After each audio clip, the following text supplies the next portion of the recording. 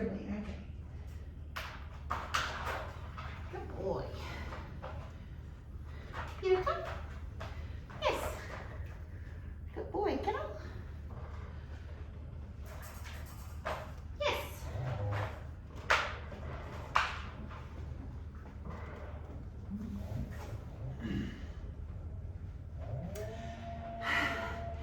Hello, everyone. This is Joanna with Follow Me Canine Training. Yes. So today I'm going to talk to you about potty training and crate training. So with Peter, he's been super easy for me. The biggest thing is you want to be successful. Okay, so if you are having lots of accidents, your dog is sneaking off and hiding somewhere and pooping and peeing somewhere, then I guess the biggest mistake that people make is that they give their puppies too much freedom too fast. Yes. Yes. So it's really, really important that when you have a new puppy, that you keep a leash on them all the time when they're out of their crate, and then you use your crate to help them learn bladder control. Yes. So Peter here is, he came to me not crate trained. I don't know how much he was in his crate or in a crate other than travel, but he did so good. There were 2 nights that were really rough where he was waking up every hour or 2, but that's really to be expected because you have a new puppy. Yes, you have a new puppy. You just took them away from everything they knew and you're putting them in a new environment. It's like major culture shock. So it's to be expected. Most people that I know, that I talk to, they give up crate training so fast if their puppy even whines a little bit, and they end up sleeping in their bed, which creates separation anxiety and all sorts of mess of problems. So stick with it. Dogs are creatures of habit and routine, and they get used to a routine. So that's really important to remember is you might have a couple really hard nights. That's normal. Yes. Are you watching me? Good boy. That's very normal to have a couple of really hard nights, especially when you first get a new dog or puppy. But power through it and stick with it because they will get used to the routine and it will just become habit for them. So what I did with Peter is I didn't have an option to take the crate training slow. Unfortunately, because of the way I live, I have a toddler, I have other dogs to take care of, I have my other dogs, and I needed to confine him safely, and that's just the way it was. So what I did is, obviously he didn't like the crate at first. Yes. But what I did is the first 2 days straight, every time he went in his crate, he got some kibble, and that's the only way he ate. So I didn't give him a meal here and a meal there. The first meal of the day, I would give him a meal because I would give him a raw egg with his food. But that was it. So throughout the day then, if he went in his crate, here, get him. Come on, Peter. Good boy. Come in, get him. So I just kind of guide him in, yes. And then I would drop the food in like that. Okay, so once he's in the crate, I would say yes, and I would drop the food in. Peter, get him. Yes. Good boy. So that's how he ate for the first 2 days that I had him. That's the only way he ate. I also have this fun little toy, which has food in it. You can put food in it, and then it gives him something to work on in his crate as well. So, so that's a really fun toy. And then he also has stuff to chew on in here. So these little tiny bully sticks, which are very safe to give dogs. He's got some Kongs and a cow hoof. So stuff that's very safe for puppies to have. But I want him to have stuff to chew on because those baby teeth hurt. And he needs stuff to chew on. So, so that's what I do with my crate. And then when you have a new puppy, obviously they are going to have to go out quite a few times throughout the night. So what I do is, the general rule is their age in months +1 is about how long they can hold it. So he's 12 weeks old. He should be able to hold it for 4 hours. And he does, like overnight he does. So with him, he's super easy. All I've been doing is, like, when he cries, I get up, I take him outside and we go potty. So now he's going potty like once a night. If we go to bed around 10, he's usually getting up about 3 o'clock, 3:30. We go potty, come back in, and then he goes back to bed until about 7, which is perfect for me. I like that schedule. I'm fine with that. And as he gets older and is able to hold his bladder more, I expect in the next week or 2, he's probably going to be sleeping completely through the night. So, Peter, come. Yes. He's really, really an easy puppy. Please. So what you want to do with your new puppy, yes, is you want to take him out, please, yes, to the same spot every time. And you're just going to kind of ignore him. Be aloof. Don't interact with him. Just kind of like this. You're going to, I'm going to grab his leash and kind of show you what I want. So I'm just going to kind of walk around, and I actually want him to be, come on, sniffing the ground and things like that. So I take him to the same spot every time. When he goes, I'm going to calmly praise him.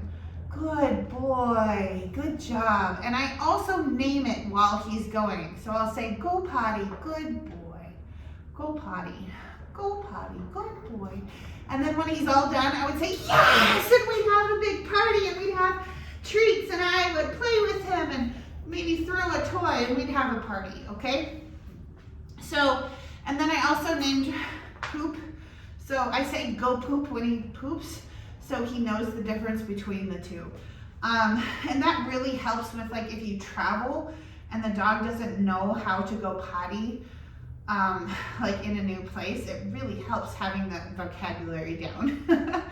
So the other thing is that, like, if you're struggling with potty training and, like, let's say your dog is peeing and pooping in the house, take a paper towel that's soaked in pee and take it out to the spot you want them to potty and rub it in the grass. And then take their poop, if they poop in the house, take it outside and put it in the grass. And in different spots. You don't want poop and pee in the same spot. So the biggest thing with potty training is supervision. Giving too much freedom too fast is the biggest reason people fail with potty training. So make sure you use your crate. The goal with the crate is that dogs don't poop or pee where they eat. So if he eats in his crate, that's a place that he wants to keep clean, okay? They're den animals, so dogs typically won't poop and pee in their den. So that's why the crate is such a valuable tool, and people that don't utilize that, like, it's so much harder to potty train and kennel train, or like potty train their dogs, because you don't have a crate. I'm a huge proponent of crate training because I've worked many years in vet clinics, and I've seen dogs that have not been crate trained that get into stuff, and then their owners have to spend a lot of money on surgeries because the dog ate a sock or the dog ate underwear. I had a lab that came in that was eating the, like, paver rocks in the yard, and you could hear them clinking in his stomach when he walked. Like, he had like 36 rocks in his stomach. Unreal. Like, guys, you have to supervise your puppies. It's like leaving a toddler unsupervised. Like, watch your puppy. Yes. Are you listening to everything I'm saying? Are you getting smarter? Good boy. Please. So it's, please. Yes. So it's really important that you supervise like a hawk. And then when you see your puppy start to get antsy or sniffing and circling or arching their back, you know that, like, they have to go potty. So when he's out and about with me, I usually take him out about every hour to 2 hours. When he's on his leash with me, I'm teaching calmness and relaxation. So let me show you how I do that. So all I do is, like, if I'm sitting in a chair, I'm just gonna put the leash under my foot and just so he doesn't have a lot of wiggle room, okay? And what's gonna happen is that he gets bored with like sniffing around in that space, and he'll just lay down and relax. Now for a puppy, this can be hard because his teeth hurt and he wants to chew on stuff.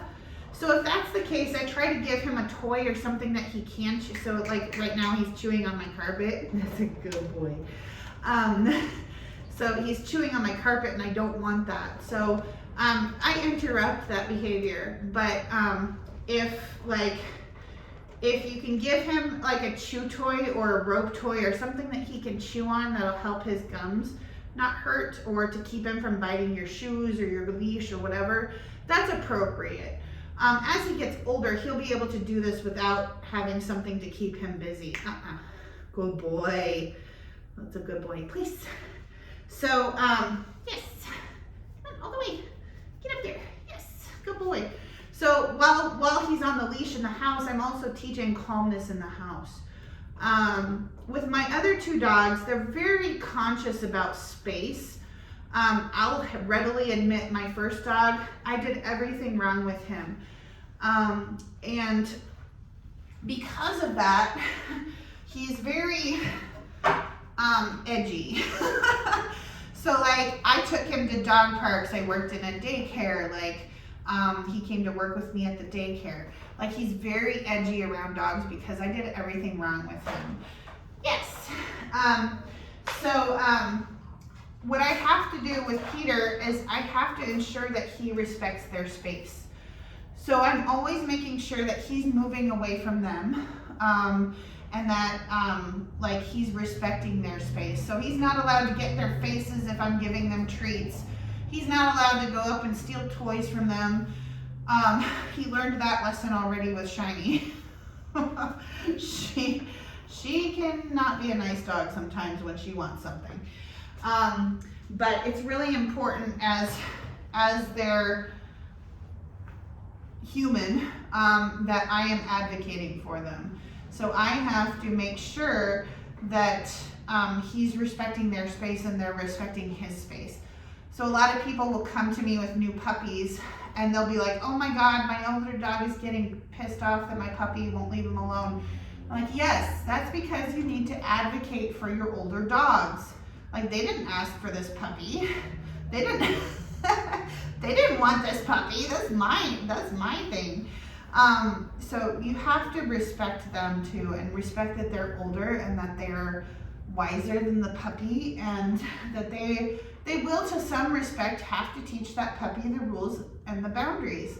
But it's up to you to make sure that everybody stays peaceful, that like you can call him away from them if he's getting too frisky and they're getting annoyed. What's you here? What's you here? Is Riley barking? Come on. Come. Yes. Sit. Yes. Good boy. So it's really important that you advocate for those older dogs. Okay. So with potty training, just be consistent. Limit freedom. Those are the biggest things that I can tell you. He spends a lot of time in his crate right now because I'm teaching him how to hold his bladder, how to have bladder control and his poop control. So as he gets better and better, he's earning more and more freedom. Once he learns to go potty outside, like he's earning that freedom slowly.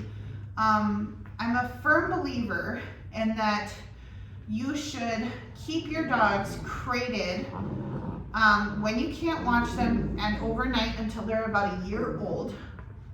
After a year, they can sleep out in your bedroom, not in your bed, but in your bedroom, at nighttime out of their crate if they're doing well with everything and you aren't having issues with your other dogs.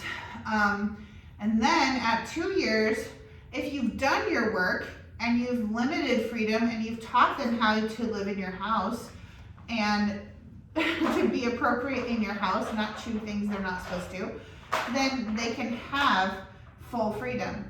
Of course, this depends on the dog entirely, but if you do your work at an early age, then you have a dog that understands the rules of your house and the boundaries, and you can start to give them more freedom.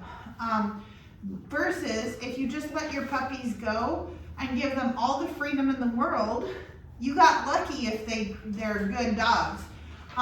But basically, like, they don't know any better. They don't know not to dig in your yard. They don't know not to chew furniture or chew cords or chew baby toys that are on the floor. Like, you have to teach them what they can have and what they can't have. So if he goes for one of William's toys, I say no and tell him no, and I give the leash a little pop, and then I give him one of his toys and show him what he can have. So I want to be fair with him. I want to teach him, but there's got to be rules and boundaries. That's so important.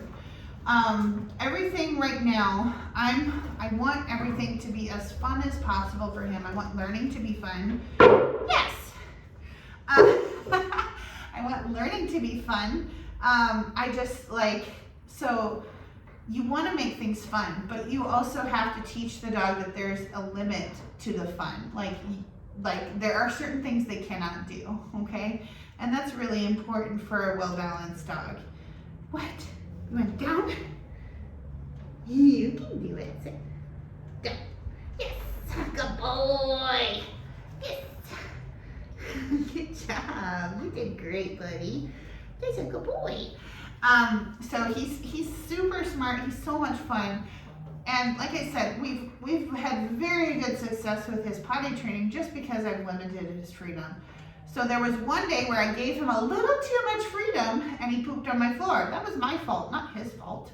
Because I missed his signals. He went around the corner and pooped. He's like my toddler. He runs away and hides.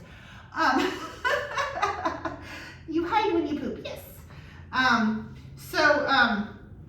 So limit freedom. Make sure that you are supervising like a hawk. And it's not hard.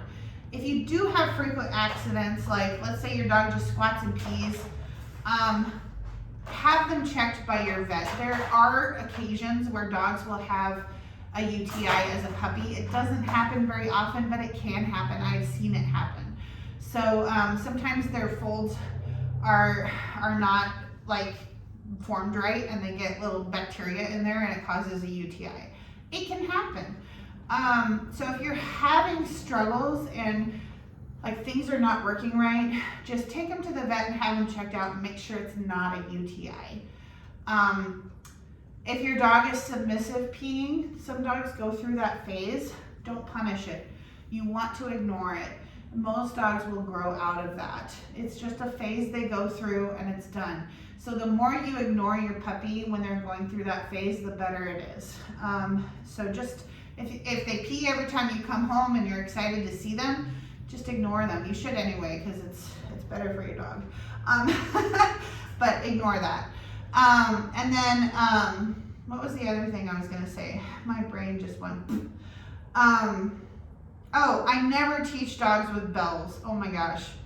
Bells become this maid service that I want to go out and bark at something. So I never use bells. Yes, get it? So yes, I never use bells. I'll teach a puppy to sit at the door. Get it? Yes. I'll teach them to sit at the door before I teach them to use bells. So that's what I've done with all of my dogs is once they get to the point where going potty outside isn't like a huge emergency every time, then I start to teach that sit at the door. Get it? Yes. Yes. Good boy. Good job. So, thank you all for watching. If you're still watching, thank you so much. I really appreciate it. If you could give us a thumbs up, subscribe. If you have any questions, post them in the comments. If you have video suggestions, also post those in the comments. I'd be happy to make a video for you if you need it. So this is my potty training, crate training tutorial. Oh, I should mention too, with little puppies like this, I limit their water intake, usually about a half an hour or so before bed. I quit giving him water. And then like for him, I let him have a tiny drink in the middle of the night because he's always thirsty. I let him have a little bit, but just enough to wet his whistle, and then we keep going with our potty routine. So I don't let him like just guzzle water. So in the morning, I let him drink as much as he wants, but that first potty break in the morning. And that's important too if you're struggling with crate training. So anyway, thank you so much for watching, everybody. I really appreciate all of you so much. I would not be here without you. So please hit the subscribe button, like, comment. That helps me so much. Thank you. I hope you have a wonderful day. Happy training. Bye. Say bye, Peter.